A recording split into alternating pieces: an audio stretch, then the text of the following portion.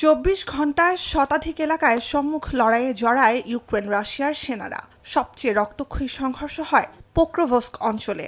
ইউক্রেনের একটি সামরিক বিমানবন্দরে হামলা চালায় রাশিয়া। বেশ কিছু রুশ সামরিক ড্রোন গুলি করে ভূপাতিত করে ইউক্রেনীয় সেনারা।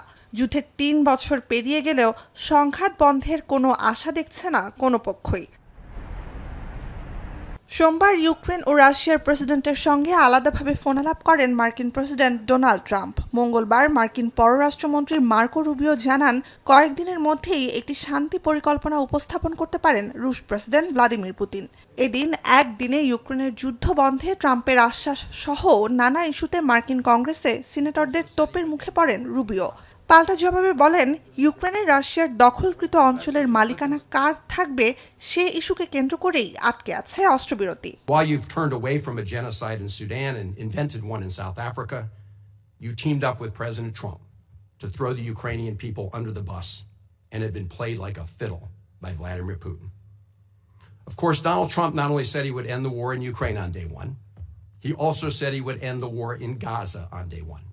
And I have to tell you directly and personally that I regret voting for you for Secretary of State. Well, first of all, your regret for voting for me confirms I'm doing a good job. On the issue of Ukraine, here's what we can all agree on. There is no military solution to this crisis. Right. It will have to end in a negotiated settlement. And the fundamental challenge we have in Ukraine is this. Russia wants what they do not currently have and are not entitled to, and Ukraine wants what they cannot regain militarily. ইউক্রেনের দখলকৃত অঞ্চল যে হাতছাড়া করবেন না, পূর্ব ঘোষণা ছাড়াই বুধবার কুরস্কের পারমাণবিক বিদ্যুৎ কেন্দ্র পরিদর্শন করে যেন সেটিই প্রমাণ করলেন রুশ প্রেসিডেন্ট। অন্যদিকে ইউরোপের দুই দেশ ফিনল্যান্ড আর নরওয়ের সীমান্তে রাশিয়া সামরিক ঘাঁটি তৈরি করছে বলে সম্প্রতি স্যাটেলাইট ছবিতে ধরা পড়ে। মার্কিন প্রতিরক্ষা জোট ন্যাটো তথ্যটি নিশ্চিত করলেও এ নিয়ে চিন্তিত নন বলে জানান প্রেসিডেন্ট ট্রাম্প। রাশিয়ার বিরুদ্ধে নিষেধাজ্ঞা বাড়াতে ইউক্রেনের প্রেসিডেন্ট ভলোদিমির জেলেনস্কির অনুরোধ বিবেচনা করছেন কিনা সে প্রশ্নের জবাবেও দেননি কোনো স্পষ্ট উত্তর।